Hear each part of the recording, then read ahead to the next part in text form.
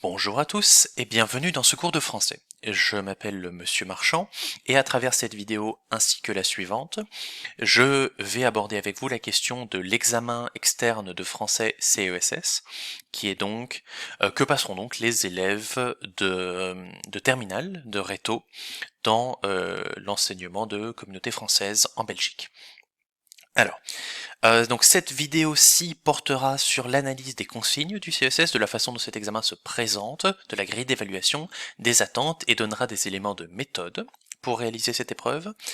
La suivante sera un exemple concret en se basant sur le CESS du qualifiant de l'année 2019, et donc un essai de réponse, de production, pour que vous ayez un exemple clair de la façon d'aborder cette épreuve, et pour que vous puissiez voir comment procéder d'une façon correcte. Alors pourquoi le qualifiant? Parce que en l'occurrence, cette vidéo est avant tout réalisée pour les élèves de l'école dans laquelle je travaille, et je travaille dans une école qualifiante. Maintenant, gardez en tête que les sujets changent, les documents changent, mais la consigne s'applique également à l'enseignement transition, donc au général et aux techniques de transition, ce qui fait que je pense que cette vidéo demeure pertinente. Alors, la première chose à parler quand on parle de CESS, c'est sans doute du mot CESS, puisqu'il existe une grande confusion au sujet du CESS, et pour cause, c'est un mot qui désigne à la fois un examen, celui dont moi je vais vous parler, et un diplôme dont je vais pas du tout vous parler. CESS, c'est Certificat d'études secondaires supérieures, c'est le diplôme que vous recevez à la fin de votre scolarité secondaire. Et il se fait que, pour une raison tout à fait surprenante, ce nom ait également été donné à l'examen externe de français et, bon, pour certaines classes d'histoire, en terminale. Et ça engendre l'idée très étrange qu'il suffirait de réussir cet examen pour obtenir son CESS, et que il y aurait une équivalence entre le diplôme CESS et l'examen CESS. Ce n'est pas le cas. Ce n'est pas le cas. Je prends ici une circulaire qui dit que la décision d'octroi du certificat d'enseignement secondaire supérieur à l'élève est basée sur les résultats obtenus à l'épreuve externe, donc l'examen CESS, pour ce qui concerne là où les compétences ciblées dans la discipline évaluée, et aussi sur les résultats aux évaluations internes pour ce qui concerne les autres compétences relatives à cette discipline. Qu'est-ce que ça veut dire? Alors, la pondération des compétences visées par les épreuves externes par rapport aux autres compétences est laissée à l'appréciation du conseil de classe. Qu'est-ce que ça veut dire? Le CESS examen que vous allez passer, il concerne une seule compétence du cours de français, qu'on appelle l'UA3, qui est en gros un exercice d'argumentation écrite. Il y a 6 autres points de matière qui constituent le programme du cours de français. Votre professeur de français a tout à fait le droit, et même légitime, dans le fait de vous mettre un autre examen, dans le fait de vous mettre des bilans en cours d'année, dans le fait de vous mettre un oral s'il veut, et pour réussir son cours, pour réussir le cours de français, euh, vous avez intérêt à réussir le CSS, mais aussi à réussir les autres épreuves, les épreuves en cours d'année et éventuellement les autres examens qui sont donnés par le professeur, parce que la pondération des compétences est laissée à l'appréciation du conseil de classe. En d'autres termes, c'est le professeur de français qui décide s'il veut que ce soit le CESS qui compte plus, que ce soit son oral, son examen, l'évaluation en cours d'année, etc. C'est aussi l'école, c'est dans le règlement de l'école. Mais donc voilà, ne pensez pas que il suffit de réussir son examen CESS pour avoir son diplôme CESS, ce n'est absolument pas le cas, contrairement à ce qu'on entend souvent. Cette parenthèse étant close, qu'est-ce qui est attendu de vous dans cet examen CESS? Alors, je l'ai déjà dit, c'est un examen, c'est un exercice de production d'argumentation écrite, c'est en l'occurrence un courrier de lecteur. Et je vais prendre la consigne devant moi, voilà. Je vais lire la consigne. Rédiger un courrier de lecteur en réaction à la question soulevée par Elisabeth de Fontenay. Ouvrez les guillemets, si l'on pouvait obtenir des côtelettes, des steaks, des filets mignons issus de la viande in vitro, est-ce que vous en mangeriez? Fermez les guillemets. Défendez votre opinion en l'étayant par 3 arguments développés. Alors, je vais essayer d'expliciter un maximum la notion de courrier des lecteurs. L'idée, c'est que vous êtes un lecteur. Dans le cadre de la mise en situation de l'examen, vous êtes un lecteur, et vous lisez un article, celui-ci, et en tant que lecteur, vous avez un avis vis-à-vis de l'article que vous venez de lire. Cet article défend des opinions, propose des opinions, des arguments, et vous, en tant que lecteur, vous avez un avis, et vous souhaitez réagir vis-à-vis de l'article que vous venez de lire. Le courrier des lecteurs, c'est donc la lettre que vous allez envoyer, ou le courrier que vous allez envoyer au journal qui publie cet article pour exprimer votre opinion en réaction, et la notion de réaction est vraiment très importante, en réaction à l'article que vous venez de lire. Ok, je reviens aux consignes. Votre texte comportera entre 300 et 400 mots. Au moment où je vous parle, donc je réalise cette vidéo en 2022, nous savons que le CESS 2022 est passé à 500 mots dans mes souvenirs. Pourquoi? Parce qu'en fait, dans les années précédentes, il y avait ceci, qui étaient des petites questions qui étaient posées sur les documents et qui valaient pour 12 points sur 100, donc 12% de l'épreuve.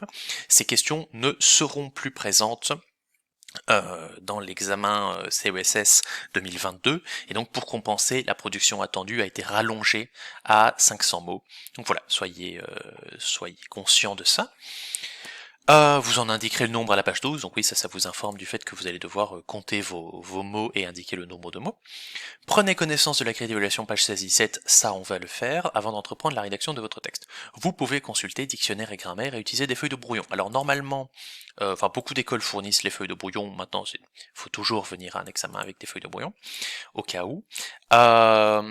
Dictionnaire et grammaire, en revanche, donc ça, renseignez-vous auprès de votre professeur de français pour voir si ce sera fourni par l'établissement, ou si vous devez venir avec les vôtres, parce que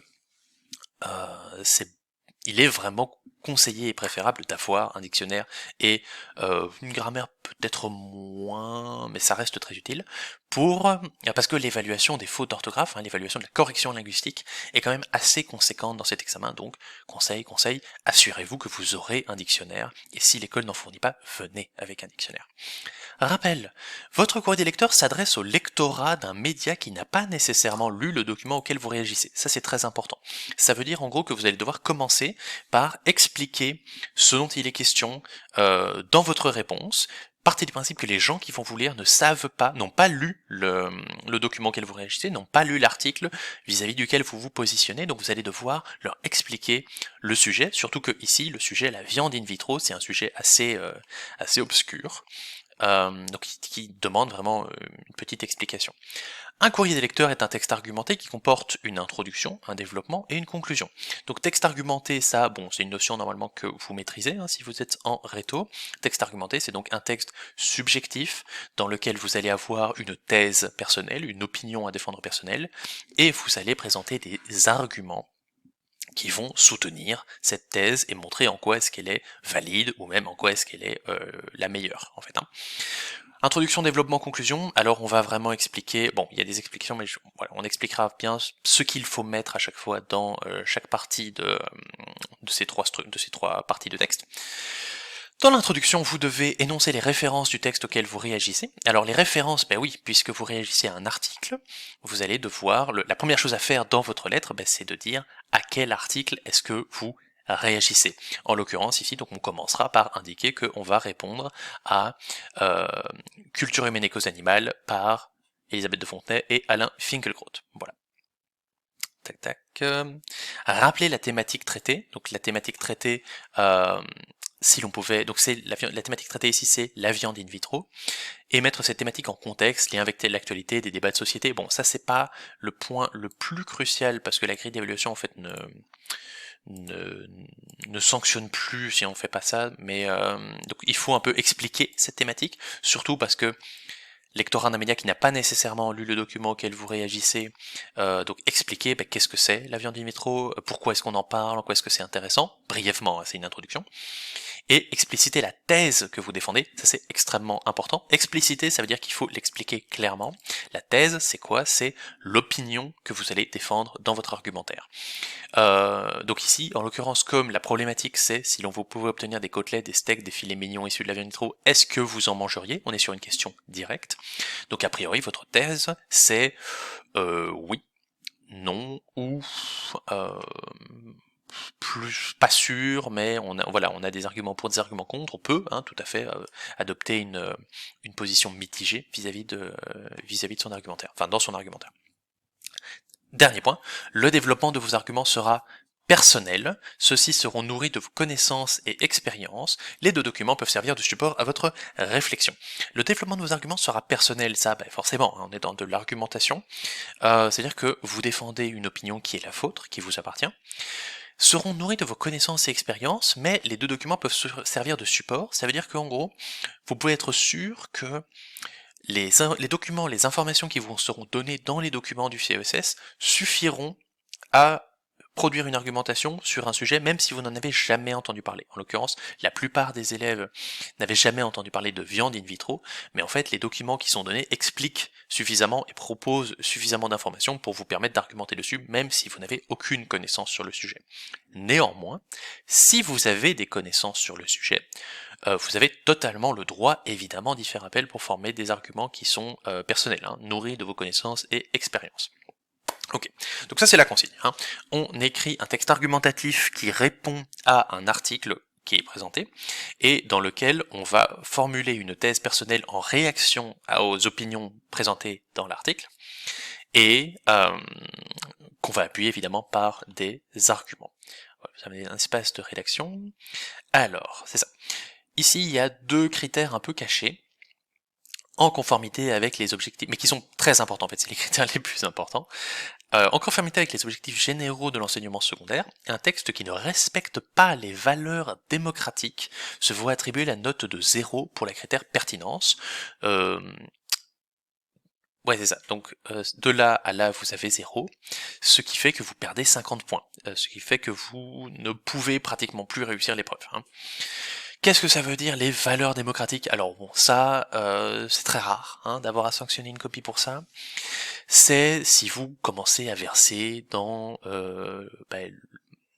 le racisme, la xénophobie, l'antisémitisme, les propos haineux, etc. Votre professeur a le droit, s'il considère que a le devoir même, s'il considère que votre copie est inadmissible et est haineuse, etc., violente, etc., de vous mettre, alors pas 0, mais en fait de vous mettre en échec, parce que moins 50 sur 100, c'est à moins que vous n'ayez le maximum sur les autres trucs. Sur les autres critères, vous raterez, quoi. Donc voilà, ça c'est ce premier critère-là. Normalement ça va, il faut vraiment c'est très rare d'avoir une copie qui est sanctionnée pour ça. Un texte qui ne respecte pas les règles de courtoisie, donc un texte qui serait vulgaire, agressif, se voit attribuer la note de 0 pour les indicateurs 1.5 et 3.3, donc vous perdez 11 points quand même sur 100 si vous êtes vulgaire. Et je suis étonné de ne pas trouver le dernier, parce que normalement il y a un autre critère qui est présenté comme ça, qui est le critère de plagiat, qui est le fait que vous n'êtes pas censé recopier vous n'êtes pas censé recopier de phrases issues des documents, parce que c'est censé être une rédaction personnelle. Et donc si jamais vous accomplissez ce qu'on appelle un plagiat, un copier-coller, c'est-à-dire si vous récupérez des phrases telles quelles, alors vous pouvez citer, évidemment, vous pouvez ouvrir des guillemets, tirer une phrase du texte et après réagir, expliquer ce que vous en pensez, etc. Mais si vous faites semblant que, si vous récupérez des phrases des documents et que vous faites semblant que c'est des phrases à vous, que vous signalez pas que vous les avez empruntées, ça s'appelle du plagiat, et c'est susceptible de vous faire perdre beaucoup de points aussi, même si je ne trouve pas l'indicateur, peut-être que c'est seulement les années précédentes qui l'ont marqué là. Quoi qu'il arrive, vous ne le faites pas. Alors pour la grille d'évaluation, la voici. La grille d'évaluation, donc elle est structurée comme souvent pour le cours de français selon les critères de pertinence, d'intelligibilité et de recevabilité. Alors première remarque, elle est susceptible d'être ajustée un petit peu d'année en année, donc ça c'est la grille d'évaluation de l'année 2019. Il y en a eu un en 2000, il y en a pas eu en 2020, puisque si vous vous souvenez, le CESS 2020 avait été annulé pour cause de Covid. Il y en a eu un en 2021, je crois qu'ils avaient modifié un petit critère, mais c'est vraiment léger et l'idée, les consignes restent vraiment les mêmes. Ils ajustent un petit peu la façon dont ils structurent tout ça, mais ça ne change finalement pas grand chose.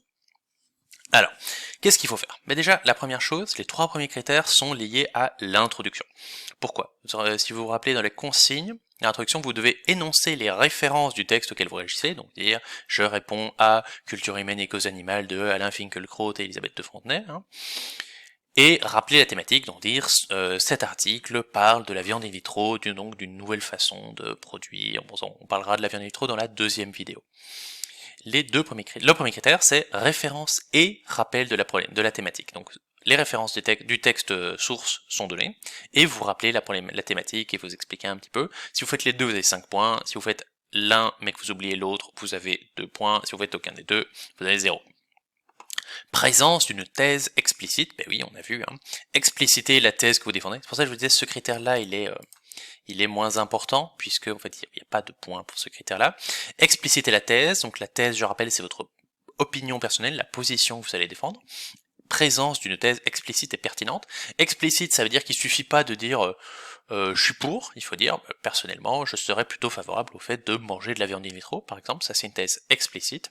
Et pertinente, ça veut dire qu'elle doit évidemment être en lien avec la question posée, ça c'est une évidence. Petite nouveauté, cela dit, on sait que en 2022, pour la première fois, vous n'aurez pas de questions explicites et vous devrez en gros simplement réagir au texte et un peu, d'une certaine façon, comprendre vous-même quelle est la problématique présentée dans les documents. Donc à voir comment est-ce que ce petit changement-là affectera la consigne. En gros, vous devrez toujours réagir au document, mais on vous donnera pas une question pour structurer votre réponse. Ce sera un peu plus libre dans la problématique à laquelle vous répondez. Donc voilà, ça c'est pour l'introduction. L'introduction qui vaut donc quand même 15 points sur 100. Hein. Non, qui vaut 9 points sur 100. Ça c'est pas l'introduction. Ensuite, les arguments. Les arguments, ça vaut énormément de points, puisque déjà, on vous dit présence de 3 arguments distincts et pertinents. Distinct et pertinent. Pertinent, ça veut dire que vous devez avoir des arguments qui sont correctement liés à la question qui vous est posée. Et ça, en gros, il faut pas faire de hors-sujet. Il faut pas proposer des arguments qui, en fait, vous avez l'impression que ça parle du sujet, ça parle de la problématique, mais en fait, ça n'a rien à voir et vous êtes complètement hors sujet. Ça vous fait perdre beaucoup de points. Et distinct, ça veut dire que il ne faut pas qu'en fait vous donniez 2 arguments, vous avez l'impression qu'ils sont différents, mais en fait c'est le même argument expliqué 2 fois de façon différente. Là aussi, ça vous fait perdre pas mal de points. Donc assurez-vous de 2 choses, assurez-vous que vos arguments sont tous bien différents, et parlent d'aspects de la question, 3 aspects de la question différents, et en même temps assurez-vous que vos 3 arguments sont tous vraiment liés à la question qu'on vous pose. Okay. Alors ensuite on a la partie développement personnel de chaque argument. Donc là on examine chaque argument et on voit en gros si vous l'avez suffisamment développé. Développé c'est-à-dire expliqué. Il suffit pas de juste présenter votre argument en 2-3 lignes, vous devez vraiment aller dans le fond des choses, montrer la logique interne de votre argument, comment est-ce qu'il se rattache à votre thèse, et voilà, donc il y a vraiment une attente assez élevée au niveau du développement des arguments. Gardez en tête que c'est 500 mots qui seront attendus en 2022. Donc vous avez beaucoup de choses à dire. On va voir juste après une méthode pour produire des arguments bien développés. Voilà, si on regarde 7 points par argument pour le développement, plus 6 points pour savoir si vos arguments sont bien distincts, etc. Ça fait une quantité colossale de points, hein, ça fait 3 x 7, 21, ça fait 27 points, plus encore ce qui suit là, ça concerne aussi les arguments. Donc les arguments, c'est vraiment la majorité des points, le plus gros critère. Donc soignez-les hein, dans votre CESS, l'introduction c'est très important, la conclusion c'est très important, mais le plus important c'est très clairement les arguments. Alors ensuite on a un critère un peu étrange, énonciation adaptée à la situation de communication. Pour ça je vais prendre le guide de correction pour vraiment vous montrer, parce qu'en fait c'est plein de choses à la fois. En gros c'est est-ce que la façon dont vous écrivez correspond à la consigne qui est donnée. Qu'est-ce que ça implique ? Destiné à être publié dans un média, le courrier des lecteurs est rédigé dans un registre de langue courant voire soutenu, donc ça veut dire pas de langue vulgaire ou familière, hein, et respecte les règles de courtoisie, bon d'accord. La production s'adresse à un lectorat qui n'a pas nécessairement lu les documents sources, le professeur vérifiera que l'élève a opéré les rappels nécessaires. Donc c'est à la fois la langue que vous utilisez, la courtoisie, bon, et le fait que vous rappeliez les informations, hein, que vous réexpliquiez à chaque fois ce qui était présent dans le texte auquel vous réagissez. L'énonciation doit être marquée et impliquée, c'est-à-dire que c'est de l'argumentation, donc vous devez montrer que c'est votre opinion qui est défendue, que c'est pas juste présenter des faits, des vérités, vous devez vraiment vous impliquer dans l'argumentation, parler en jeu, dites mon opinion, c'est etc. L'élève fera usage de modélisateurs soulignant sa subjectivité et sa volonté de convaincre. Donc n'écrivez pas ça comme si c'était une synthèse, écrivez ça vraiment, c'est un exercice d'argumentation. adopte un registre de langue courant voire soutenu, opère les rappels nécessaires à la bonne compréhension du lecteur et est impliqué. Et ces 3 aspects à respecter. Ok. Respect de la structure, introduction, développement, conclusion, ça c'est extrêmement simple. Est-ce que vous avez un développement, une introduction, une conclusion? Bon. Alors par contre, ici, mise en contexte, donc ça c'est le critère, vous devez mettre cette thématique en contexte.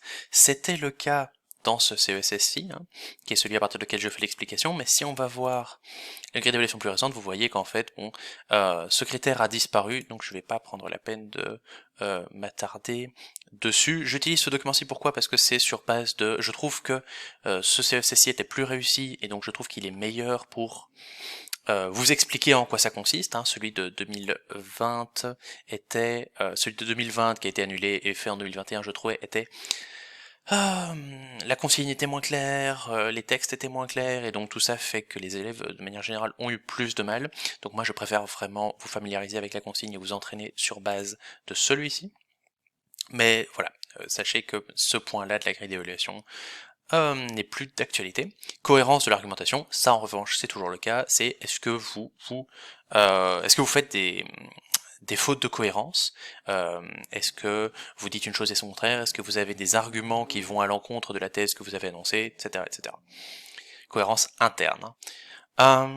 Intelligibilité, donc progression argumentative, ça en gros c'est est-ce que, on va regarder exactement comment c'est expliqué, voilà. L'organisation des arguments, une progression argumentative pertinente et efficace vise à convaincre en organisant les arguments logiquement, du général au particulier, du présent au passé, selon une force croissante ou décroissante. En gros, c'est vraiment dans les liens que vous arrivez à faire entre vos paragraphes. Est-ce que vous présentez vos arguments dans un ordre illogique ou est-ce que vous essayez de créer du lien? Voilà. Ça, essayez de voilà, garder en tête, si jamais votre professeur voit qu'il y a du sens et que vous avez un peu essayé de faire quelque chose qui a du sens, vous aurez les points. C'est vraiment, si jamais c'est dans un ordre aléatoire, que vous n'aurez pas les points. Et alors, organisateurs textuels, qui valent pas mal de points, on en a 3, des organisateurs textuels, c'est, normalement, vous maîtrisez ça, hein, mais... Segmentation de votre texte en paragraphes, vous allez avoir 5 paragraphes à faire dans votre courrier des lecteurs, on va les lister tantôt. Connecteur logique, connexion. Connecteur logique, donc c'est les mots-liens, hein, les tout d'abord, les c'est pourquoi, les en revanche, les néanmoins, les par conséquent, etc., etc. Ça, c'est des mots que vous devez utiliser au début des paragraphes, bien sûr, mais aussi au sein des paragraphes pour vraiment structurer votre pensée. Et alors les anaphores, c'est quoi? C'est des techniques de reprise d'éléments syntaxiques qui viennent plus tôt. C'est à la fois les structures pronominales, hein, cela fait que, ce qui entraîne, etc. C'est l'usage de pronoms, etc. pour éviter notamment les répétitions dont on dit souvent qu'elles alourdissent la lecture. Voilà. Et recevabilité. Vous avez orthographe, syntaxe et lexique. Alors quelle est la différence, les élèves demandent souvent, entre syntaxe et orthographe? Orthographe, c'est la façon d'écrire les mots tels qu'on les trouve dans le dictionnaire. Donc par exemple, si jamais vous devez écrire, je ne sais pas moi, si vous devez écrire viande in vitro et que vous écrivez viande avec un M au lieu d'un N, ben non, c'est pas comme ça que viande s'écrit. Là où syntaxe et ponctuation, c'est à la fois les fautes qui portent sur les phrases bancales que vous faites, des phrases qui n'iraient nulle part, des phrases où il y a des erreurs de structure, mais aussi, par exemple, les fautes de ce qu'on appelle les fautes de flexion, les fautes d'accord. Donc par exemple, si vous oubliez un S, si vous employez si vous mettez ER à la place de accent, si jamais vous conjuguez mal, etc. Tout ça, c'est des fautes de syntaxe. Alors vous voyez que ici, c'est assez strict, mine de rien. Là, c'est très facile d'avoir 0 en orthographe, puisque à partir du moment où vous faites 5% de fautes, 5% de fautes sur un texte de 500 mots, ça veut dire que vous faites 25 fautes. Si vous faites 25 fautes, vous avez 0 sur 8 en orthographe. Donc, je rappelle l'importance de... où est-ce que c'est? Voilà. Vous pouvez consulter dictionnaire et grammaire, c'est vraiment important parce que c'est très facile d'avoir 0 en orthographe au CESS. Et alors le lexique, ça c'est pas des fautes de langue, en fait c'est est-ce que vous employez des mots qui ne veulent pas dire ce que vous essayez de leur faire dire? Est-ce que vous vous trompez de mots? Est-ce que j'ai un exemple en tête? C'est très compliqué de trouver des exemples de fautes de lexique. par exemple, je sais pas, vous confondez deux mots qui se ressemblent, vous indiquez thème au lieu de thèse, hein, vous dites vous indiquez thème au lieu de thèse, ou bien vous parlez par exemple d'arguments éthyliques au lieu d'utiliser le mot éthique. Ça veut pas du tout dire la même chose, c'est pas le même mot, c'est une faute de lexique, vous perdez des points, et la même chose, il faut pas en faire parce que on perd pratiquement un point par faute de lexique. Voilà, donc ça c'est la grille d'évaluation. Alors on va résumer. Comparaison, je vous montre la grille d'évaluation actuelle. Donc vous voyez que ici c'est la même chose, même chose, même chose. Il y a le point mise en contexte qui a disparu. Ils ont un peu centralisé les points, centralisé et augmenté les points pour le développement des arguments. Maintenant c'est 30 points pour les arguments, c'est vraiment gigantesque. Et ici ces trois-là c'est la même chose, donc c'est vraiment très semblable. Il y a juste les arguments qui ont été un peu réorganisés, et ce critère de mise en contexte qui a disparu. Notez aussi que... non, c'est tout, j'ai rien d'autre à dire, notez rien du tout. Alors, j'avais dit qu'on allait donc rappeler la structure globale. Donc votre cours directeur, il doit se structurer en introduction, développement, conclusion. Alors, l'introduction, il faut référence, thématique. Donc référence, c'est quoi? C'est donner le nom de l'article, donc du document, de vos auteurs. Si vous l'avez aussi, le nom du journal, date, etc., hein, comme si vous faisiez une citation dans un travail de recherche, on va mettre un point. Thématique, c'est expliquer de quoi le document parle, expliquer cette thématique, hein, vraiment expliquer le sujet, puisqu'ici en l'occurrence la viande in vitro, ce n'est pas un sujet accessible, c'est pas un sujet dont tout le monde a déjà entendu parler, la plupart des gens n'en ont jamais entendu parler, et donc vous deviez commencer par expliquer très brièvement, à nouveau, c'est une introduction, de quoi il relève. Alors, référence thématique, alors il y a la mise en contexte, donc en gros, ça veut dire expliquer en quoi c'est un sujet d'actualité, en quoi c'est un sujet intéressant. Et le dernier point, c'est la thèse. Vraiment, thèse et thème, pas du tout la même chose. La thème, c'est ce dont on parle. La thèse, c'est ce que vous en pensez, c'est quelle est votre opinion. Donc c'est l'opinion que je vais défendre dans mon argumentation. Ok. Alors ensuite, le développement, vous avez argument 1, argument 2, argument 3, et je vais vous donner ici, alors ça c'est pas vraiment une consigne, c'est plutôt une méthode, un truc à utiliser, pour être sûr que vous avez des arguments qui se déroulent logiquement, qui sont structurés et qui sont faciles à suivre. Moi je vous recommande d'adopter ce que j'appelle la technique des 3 sexes. Technique des 3 sexes, c'est exposer, expliquer, exemplifier. À quoi sert cette technique? Alors vous devez le faire pour chaque argument. Hein. Chaque argument, je vous recommande de l'exposer, l'expliquer, l'exemplifier. Exposer, ça veut dire quoi? Présenter brièvement votre argument. On peut dire donner un nom à l'argument. En gros, vous commencez l'argument par dire, la première raison qui fait que je suis plutôt favorable ou défavorable à la viande in vitro, c'est la question écologique. Voilà. Là, vous exposez votre argument, vous dites, d'abord, je vais parler de l'argument écologique ou l'argument éthique. Vous l'exposez, et donc ça veut dire que nous, en lisant votre argumentation, on sait, ok, ce paragraphe-là, ça va être un paragraphe, directement on identifie, l'argument ça va être ça, et ça aide vraiment, vraiment votre professeur à comprendre ce que vous dites, et donc ça aide votre professeur à trouver votre argument bon, à le trouver bien expliqué, etc. Ensuite, on explique, donc présenter les détails, la logique interne de votre argument. Donc évidemment, il suffit pas de dire mon premier argument c'est l'argument écologique, il faut ensuite expliquer, oui, en quoi est-ce que la viande intro a un rapport avec l'écologie, on verra ça hein, dans la deuxième vidéo, la vidéo exemple. En quoi est-ce que la viande intro a un rapport avec l'écologie, en quoi est-ce que ce serait du coup intéressant d'avoir ce genre de technologie pour des raisons environnementales, expliquer. Et à la fin, une fois que vous avez vraiment expliqué de façon complète la logique, vous pouvez terminer votre argumentation par 1/des exemples par un lien avec des situations concrètes, etc. Pourquoi est-ce qu'on termine par l'exemple? Un exemple, ça sert à fournir des faits ou des situations qui appuient la logique de l'argument. Mais en fait, ça ne sert pas à grand chose de donner des exemples si vous n'avez pas déjà présenté la logique de votre argument. C'est vraiment quelque chose pour aider à comprendre ce que vous venez d'expliquer. Mais l'exemplification, normalement, si vous voulez vraiment avoir une structure très claire, c'est quelque chose que vous faites à la fin. Alors, vous faites la même chose pour les 3 arguments, ça va vraiment vous prendre... c'est le gros du texte. Hein. Et alors la conclusion, il y a plusieurs choses à faire. Vous devez rappel de la thèse. Donc vous devez en dire dans votre conclusion, en gros, pour conclure, je serais personnellement favorable, notez un personnellement, je serais, etc. Ça montre que c'est vous qui parlez, c'est votre avis. Donc je serais personnellement favorable au fait de manger de la viande in vitro. Ça c'est rappel de la thèse. Quelle est l'opinion que vous avez sur la question? On rappelle. On l'a déjà dit dans l'introduction et on le redit ici.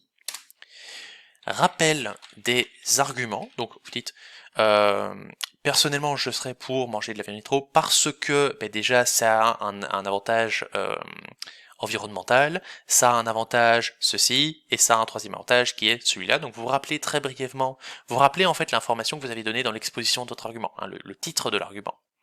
Vous rappelez vos 3 arguments. Et donc ça permet au final d'avoir vraiment une condensation de votre... un condensé de votre logique. Et alors, je sais que certains professeurs vous demandent de terminer par un élargissement du sujet, terminer par un élargissement du sujet, éventuellement poser des questions ultérieures, mais ça, si votre professeur vous le demande, si votre professeur attend ça, il vous expliquera, il vous le demandera. Je vais pas m'appesantir là-dessus. Et bien, je pense que c'est tout pour cette première vidéo. Je pense que c'est tout. Oui, une information que je n'ai pas donnée, donc, c'est que le CESS se réalise en 4 fois 50 minutes, 4 périodes de cours, plus si vous avez droit à un aménagement raisonnable. Et voilà, je pense vraiment que c'est tout. Du coup, j'interromps cette vidéo et je vous donne rendez-vous dans celle d'après, dans laquelle on va s'attaquer à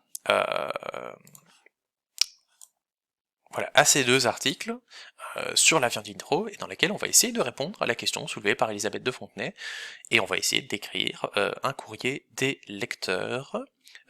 Merci pour votre attention, et à la vidéo suivante.